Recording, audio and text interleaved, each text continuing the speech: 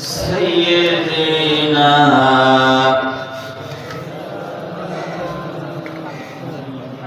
بلغ العلا بكماله كشف الدجى بجماله حسنت جميع خصاله صلوا عليه سورة يوسف بداني حكمة لقمان ما دریے قرآن باری آئی دلے شادمان ما بلغ العلا بکماله کشف الدجى بجماله حسنت جميع خصاله صلوا عليه وآله لا إله إلا الله لا إله সবাই জবান খুলে জিকির করি লা ইলাহা লা ইলাহা ইল্লাল্লাহ লা ইলাহা লা ইলাহা ইল্লাল্লাহ লা ইলাহা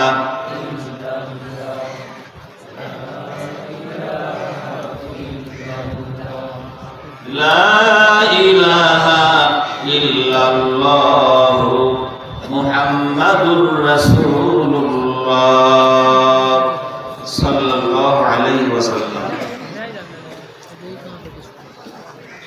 সমাজ আলো পত্রিকা ফাউন্ডেশনের উদ্যোগে আজকের এই তাফসীরুল কোরআন মাহফিলের মুহতারাম মুআজ্জাজ সভাপতি, আলো পত্রিকা ফাউন্ডেশনের চেয়ারম্যান, নিমাইচড়া ইউনিয়ন পরিষদের একজন উদীয়মান সম্ভাবনাময় আমাদের প্রাণপ্রিয় নেতা, এলাকার সর্বস্তরের জনগণের হৃদয়ের আপনজন, আমার অত্যন্ত স্নেহের জনাব মোহাম্মদ আজাদুজ্জামান মিয়া। আজকের এই মাহফিলের প্রধান অতিথি সহ সম্মানিত অতিথিবৃন্দ মঞ্চে উপবিষ্ট রয়েছেন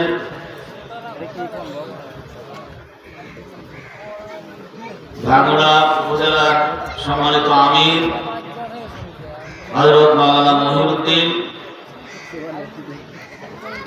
আর উপস্থিত রয়েছেন সুদূর ঢাকা থেকে আগত চাটমোহর হরিপুরের কৃতি সন্তান বিশিষ্ট শিক্ষাবিদ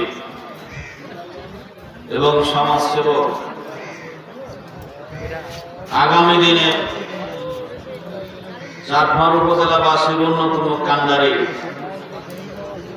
হযরত মাওলানা ফজলুর রহমান সাহেব।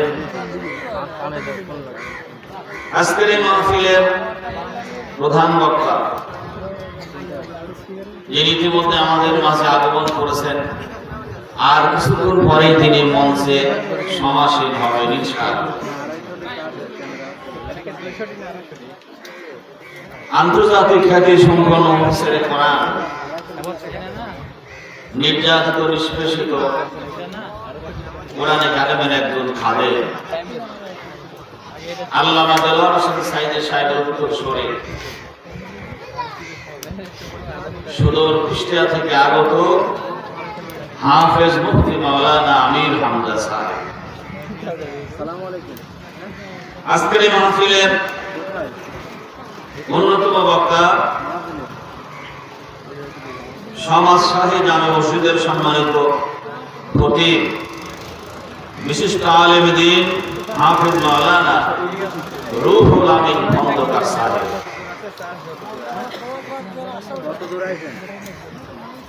আজকের এই মাহফিলে উপস্থিত আমার পরম শ্রদ্ধেয় মুরব্বিয়ানে কেরাম, একান্ত প্রিয় যুবকেরা, স্নেহের কচিকাচারা, আমরা সকলেই মিলে ওই মহান আল্লাহ সুবহানাহু ওয়া তাআলার দরবারে কালিমাতুল শুকর আদায় করি। যেই মহান আল্লাহ সুবহানাহু ওয়া তাআলা এই পরন্ত বেলায় কোরআনে কারিমের আহ্বানে সাড়া দিয়ে, কোরআনে কারিমের আকর্ষণে, তাফসীর মাহফিলের আকর্ষণে আমরা দুনিয়ার সমস্ত কাজকর্ম ছেড়ে কোরআনে কারিমের মেহমান হওয়ার সুযোগ পেলাম। যেই মহান আল্লাহ সুবহানাহু ওয়া তাআলা আমাদের সুযোগ দিলেন, ওই আল্লাহর দরবারে আমরা কালিমাতুল শুকর আদায় করে সবাই জোরে সোরে মহাব্বতের সাথে বলি আলহামদুলিল্লাহ। জোরে বলা যায় না? জোরে বলি আলহামদুলিল্লাহ। কি ভয় লাগে নাকি আপনাদের? এখনো কি ভয় আছে? ভয় করবেন কাকে? আরো জোরে বলুন, কাকে ভয় করবেন? দুনিয়ার কোন বাতিল শক্তি, দুনিয়ার কোন বাতিল মতবাদের ধ্বজাধারী যারা, তাদেরকে ভয় করার কোন সুযোগ নেই। এই হৃদয়ে ভয় থাকবে একমাত্র কার? আল্লাহ।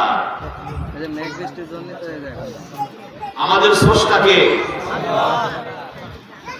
আমাদের মৃত্যুর পরে আমার কার দরবারে যেতে হবে? সুম্মা ইলাইহি তুরজাউন। সেখানেই তার দরবারে আমাদের প্রত্যাবর্তন করতে হবে। এই হৃদয়ে মহব্বত থাকবে, ভালোবাসা থাকবে, ভয় থাকবে, রহমতের আশা থাকবে একমাত্র কার? আল্লাহ তাআলা। এজন্য মহব্বতে সবাই জোরে সোরে একবার বলি আলহামদুলিল্লাহ। আর জোরে বলি আলহামদুলিল্লাহ। সম্মানিত ভাইয়ের আমার, মুফতি আমির হামজা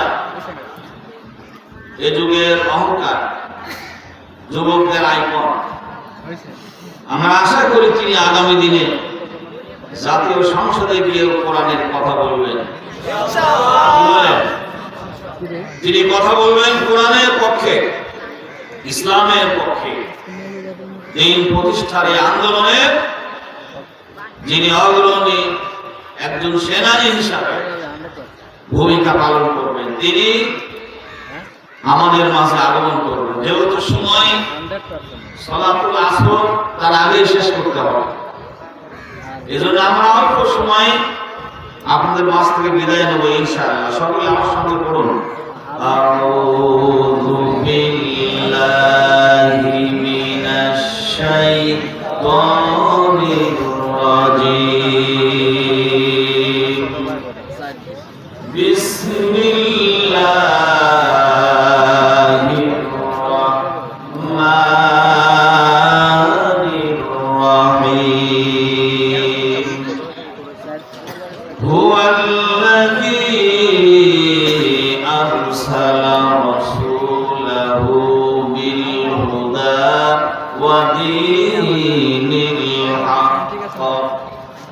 ودين الحق ليظهره على الدين كله ولو كره المشركون صدق الله مولانا العظيم। إرشاد هو الذي أرسل رسوله بالهدى। তিনি সেই মহান আল্লাহ সুবহানাহু ওয়া তাআলা, মহান সত্তা তিনি। আরসালা পাঠিয়েছেন তিনি, রাসূলাহু তার রাসূলকে। সেই রাসূল হলেন মুহাম্মদ সাল্লাল্লাহু আলাইহি ওয়াসাল্লাম। বিল হুদা, হেদায়েত সহ পাঠিয়েছেন। হেদায়েতের কিতাব, সেই কিতাবের নাম কি? জবান খুলে জবাব দিবেন, সেই কিতাবের নাম কি? আল কোরআন। কোরআনে কারিমের একটি নাম হলো আল কোরআন, আল ফুরকান, আয-যিকির, আশ-শিফা, আল মুবিন, এরকম নাম আছে না কোরআনে কারিমে? ঠিক একটি নাম হলো আল হুদা, পথ নির্দেশনা যিনি দিয়ে থাকেন সেই কোরআন, হেদায়েতের কিতাব, সঠিক পথ যিনি দেখাবেন, আল্লাহ রাব্বুল আলামিন তার রাসূলকে পাঠিয়েছেন কোরআন নামক এই হেদায়েতের কিতাব দিয়ে। এরপরে ওয়া দীনিল হক, দ্বীনে হক সহ, তাহলে কোরআন সহ এবং দ্বীনে হক সহ পাঠিয়েছেন। দ্বীনে হক কেন পাঠিয়েছেন? লিউযহিরাহু আলা দ্বীনি কুল্লি আও ইউযহিরাহু আলা সাইরিল আদিয়ান। দ্বীনের বহু বচন আদিয়ান। এই দুনিয়ায় যত মতবাদ রয়েছে, এই দুনিয়ায় যত দ্বীন রয়েছে, সমস্ত দ্বীনের উপরে দ্বীনে হককে, দ্বীনে হক সহ পাঠিয়েছেন। কেন?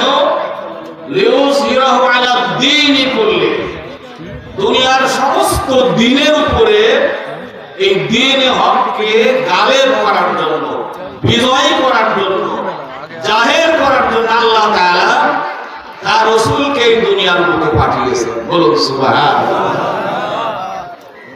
তাহলে বিশ্ব নবীকে এই দুনিয়ার বুকে পাঠানোর উদ্দেশ্য আল্লাহ তাআলা এই আয়াতের ভিতরে বললেন। কোরআনে কারিমের 28 পারা সূরা সফের এটা 9 নম্বর আয়াত। এখন আমাদের বোঝা দরকার, জানা দরকার যে দ্বীন এবং দ্বীনে হকটা, এখানে বলা হলো সমস্ত দ্বীনের উপরে দ্বীনে হককে বিজয় করার জন্য আল্লাহ তার রাসূলকে এই দুনিয়ার বুকে পাঠিয়েছেন। দ্বীন শব্দের অর্থ কোরআনে কারিমে যদি আমরা আপনারা খুঁজে দেখবেন, কোরআন শরীফের প্রথমেই লেখা আছে, দেখবেন মালিক ইয়াউমিদ্দিন আছে না? সূরা ফাতিহায় কি লেখা আছে? মালিক ইয়াউমিদ্দিন। এখানে দ্বীন শব্দের অর্থ হলো প্রতিদান। দ্বীন শব্দের অর্থ কি? প্রতিদান। মালিক মানে মালিক, অধিপতি। আল্লাহ হলেন কি? আর রহমান আর রহিম, মালিকি ইয়াউমিদ্দিন। তিনি প্রতিদান দিবসের মালিক। কিয়ামতের ময়দানে যেদিন মানুষের আমলের প্রতিদান দেওয়া হবে, ভালো আর মন্দ, সেই প্রতিদান দিবসের একমাত্র অধিপতি হলেন কে? আল্লাহ তাআলা। তিনি সেদিন হবেন আহকামুল হাকিমিন। আল্লাহ তাআলা ওই দিন বলবেন লিমানিল মুলকুল ইয়াউম, আজকে রাজত্ব কার? আল্লাহ বলবেন লিমানিল মুলকুল ইয়াউম। আমেরিকার প্রেসিডেন্ট, ইউরোপিয়ান ইউনিয়ন, রাশিয়া, ফ্রান্স, বাংলাদেশ, ইন্ডিয়া, পাকিস্তান, সৌদি আরব, যারা দুনিয়ার বুকে ক্ষমতার ভর ছিল, শক্তিশালী ছিল ব্যক্তি এবং রাষ্ট্রীয়ভাবে, আল্লাহ সেদিন বলবেন লিমানিল মুলকুল ইয়াউম, আজকে আসো, বলো ক্ষমতা কার? কেউ কি আসো? নিথর নিস্তব্ধ, কোনো সাড়া নাই। একটাই জবাব, লিল্লাহিল ওয়াহিদিল কাহ্হার। মহাপ্রতাপশালী একমাত্র আল্লাহরই কর্তৃত্ব, তিনি ছাড়া আর কারো কর্তৃত্ব সেদিন থাকবে না। সম্মানিত ভাইরা আমার, তাহলে সেই দিন প্রতিদান দেবেন আল্লাহ তাআলা। আল্লাহ তাআলা বলেন মালিক ইয়াউমিদ্দিন, প্রতিদান দিবসের অধিপতি আল্লাহ তাআলা। তাহলে এখানে দ্বীন শব্দের অর্থ বোঝা গেল প্রতিদান। সম্মানিত ভাইরা আমার, এই যে কোরআনে কারিম যদি আমরা পড়ি, কোরআনে অনেক জায়গাতে দ্বীন শব্দটি আছে। এই দ্বীন শব্দ যত জায়গায় রয়েছে, ম্যাক্সিমাম জায়গায়, অধিকাংশ জায়গায় দ্বীন শব্দের দ্বারা বোঝানো হয়েছে। দ্বীন শব্দের অর্থ হলো আইন, দ্বীন শব্দের অর্থ হলো রাষ্ট্রীয় ব্যবস্থা, দ্বীন শব্দের অর্থ হলো সমাজ ব্যবস্থা। রাষ্ট্রীয় আইন, রাষ্ট্রীয় কাঠামো, রাষ্ট্রীয় বিধান, একে বলা হয়েছে দ্বীন। দিন শব্দের অর্থ হলো আইন। যেমন কোরআনে কারিমের সূরা আল মুমিন একটা সূরা আছে, ওই সূরার 26 নম্বর আয়াতে আল্লাহ রাব্বুল আলামিন বলেছেন, মুসা আলাইহিস সালাম যখন দিনের দাওয়াত দিলেন, ফিরাউন মুসা আলাইহিস সালামের এই দিনের দাওয়াতকে ডাইভার্ট করার জন্য, ফিরাউন তার ক্ষমতা টিকিয়ে রাখার জন্য, জনগণকে বিভ্রান্ত করার জন্য ফিরাউন তখন বলেছিল, ওয়াকালা ফিরাউনু যারুনি আক্তুল মূসা। ফিরাউন বলল, তোমরা আমাকে ছেড়ে দাও, আমি মূসাকে কতল করব। আমি মূসাকে কতল করব কেন?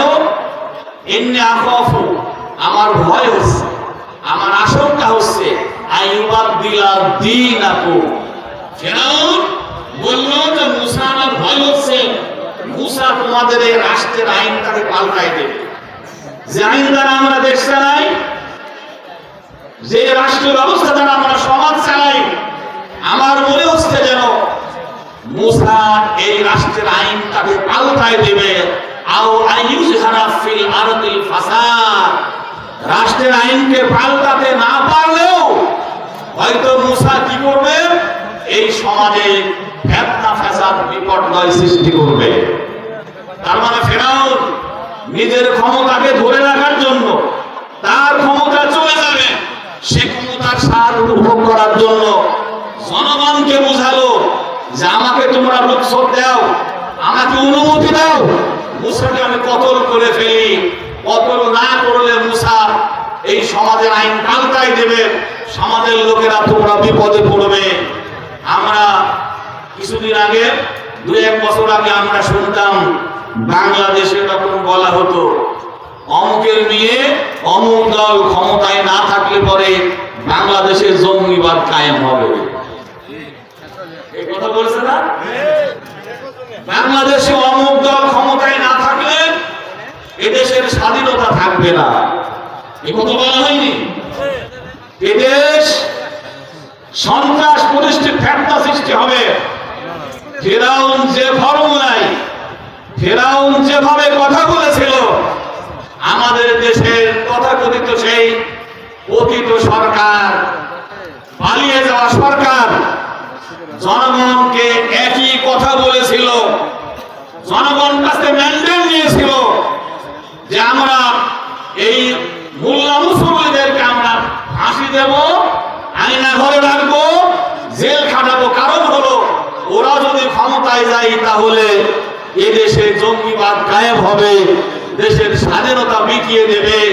এই মিথ্যা স্লোগান দিয়ে জনগণকে বিভ্রান্ত করার চেষ্টা করেছিল। বলেন ঠিক না বেঠিক? ফিরাউন একই কথা বলেছিল, কিন্তু আমরা দেখেছি আজকে 1 বছর পার হয়ে গিয়েছে। বলেন এই বাংলাদেশের স্বাধীনতা রক্ষার জন্য এই 1 বছরের ভিতরে আমরা খেয়াল করেছি এই দেশের উন্নয়নের ক্ষেত্রে, দেশের রাজনৈতিক সামাজিক পরিস্থিতি পরিবেশ সুন্দর রাখার জন্য বাংলাদেশে 1 বছরে সবচাইতে গুরুত্বপূর্ণ অগ্রণী ভূমিকা পালন করেছে দেশের আলেম ওলামারা। যদি বললাম ঠিক না বেশি? এদেশের আলেম ওলামারা, এদেশের ইসলামী আন্দোলনের নেতা কর্মীরা এদেশের মানুষের মুখে হাসি ফোটানোর জন্য তাদের ভূমিকা সবচেয়ে বেশি। আজকে সেটা প্রমাণিত। ফিরাউন কি বললো? জারুনি আক্তুল মূসা, আমাকে পারমিশন দাও, মূসাকে কতল করে আসি। কারণ হলো মূসাকে সুযোগ দিলেই সে আল্লাহর দিন কায়েম করবে। সে দিন, তোমাদের দিনকে পরিবর্তন করে মূসা তার দিনকে, তার আইনকে এখানে বাস্তবায়িত করবে। তাহলে দিন শব্দের অর্থ হলো রাষ্ট্রীয় ব্যবস্থা। দিন শব্দের অর্থ কি? রাষ্ট্রীয় ব্যবস্থা। শুধু তাই নয় আমার ভাইয়েরা, দিন শব্দের অর্থ যদি আমরা জানতে যাই, কোরআনে কারিমের সূরা ইউসুফের ৭৬ নম্বর আয়াতের ভিতরে আল্লাহ রাব্বুল আলামিন দিন শব্দের অর্থ বুঝিয়েছেন এইভাবে। আমরা জানি ইউসুফ আলাইহিস সালামের আব্বার নাম ইয়াকুব আলাইহিস সালামের 10 সন্তান ইউসুফ আলাইহিস সালামকে বাপের কাছ থেকে ফাঁকি দিয়ে ডেকে নিয়ে কুয়ার ভিতরে ফেলে দিলেন। আল্লাহ রাব্বুল আলামিন কুয়ার ভিতরে আল্লাহ তাআলা সুন্দর ফুল বিছানো চেয়ার বসায় দিয়ে তার নবীকে রক্ষা করেছিলেন। আল্লাহর নবী মিশরের হাটে উঠালেন তাকে, ব্যবসায়ীরা কুয়ার ভিতর থেকে উঠায় মিশরের হাটে উঠালেন। অর্থমন্ত্রী আজিজে মিশর তাকে ক্রয় করে বাড়িতে নিয়ে গেলেন। আজিজে মিশরের স্ত্রী ছিল জুলাইখা। ইউসুফ আলাইহিস সালামের যৌবন সৌন্দর্য দেখে নিজেকে সংবরণ করতে পারে নাই, একের পর এক ফুসলানোর চেষ্টা করেছে। শেষ পর্যন্ত অনেক ঘটনা, জুলাইখার চক্রান্তে ইউসুফ আলাইহিস সালামকে জেলখানায় রাখা হয়েছে। দীর্ঘদিন জেলে থাকার পরে নির্দোষ প্রমাণিত হয়ে জেলের থেকে বের হলেন। বের হওয়ার পরে তাকে প্রথমে খাদ্যমন্ত্রীর দায়িত্ব দেওয়া হয়েছে। যোগ্যতার সাথে তিনি দায়িত্ব পালন করেছেন। মিশরের সম্রাটের আয়ান ইউসুফ আলাইহিস সালামের হাতে ক্ষমতা দিয়ে দিলেন। সারা এলাকায় দুর্ভিক্ষ, খাবার নাই। মিশরে পর্যাপ্ত পরিমাণে খাবার রেখে দিয়েছে ইউসুফ আলাইহিস সালাম।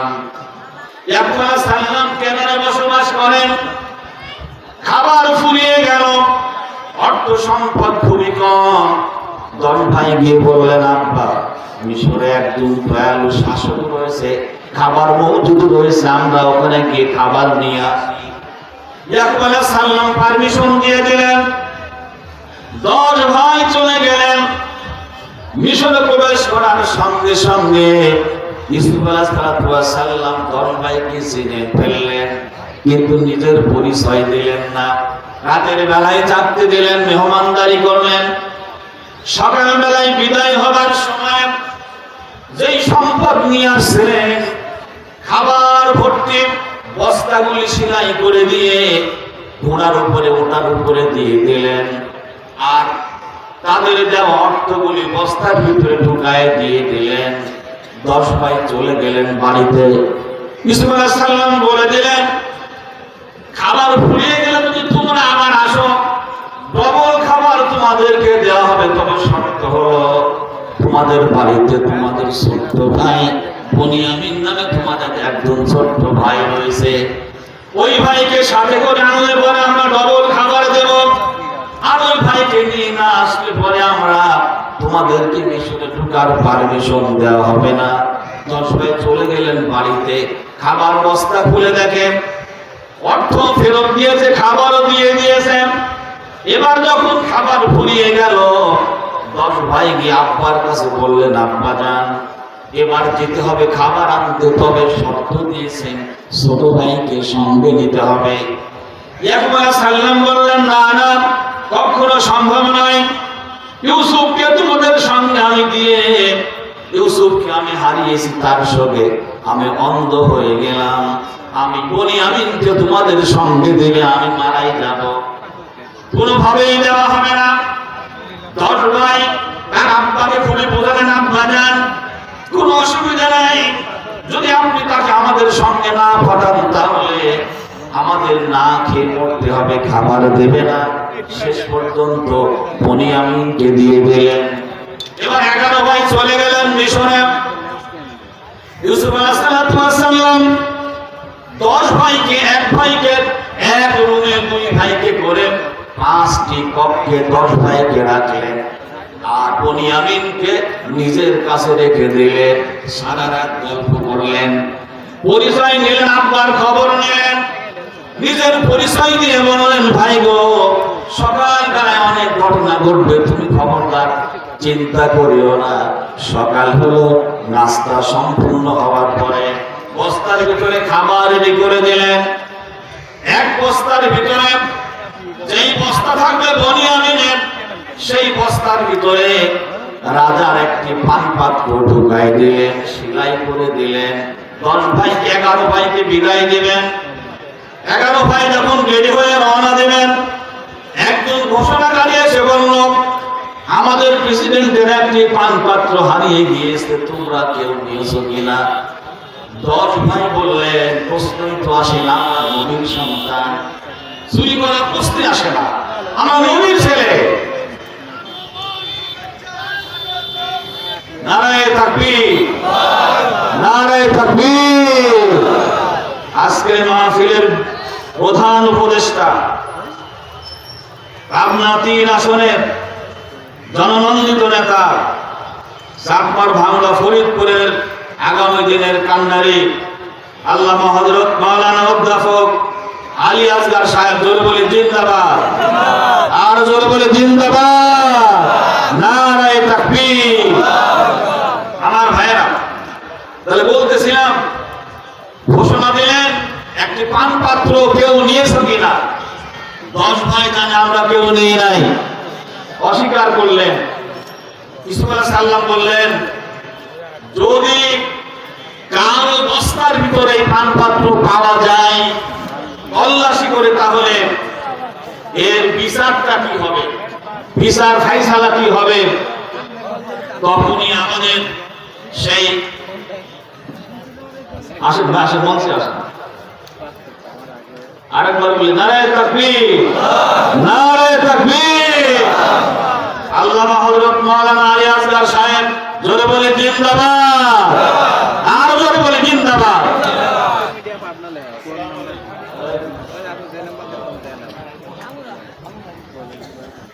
সম্মানিত ভাইয়েরা আমার, যে কথা বলতেছিলাম, এবার ইউসুফ আলাইহিস সালাম বললেন, যদি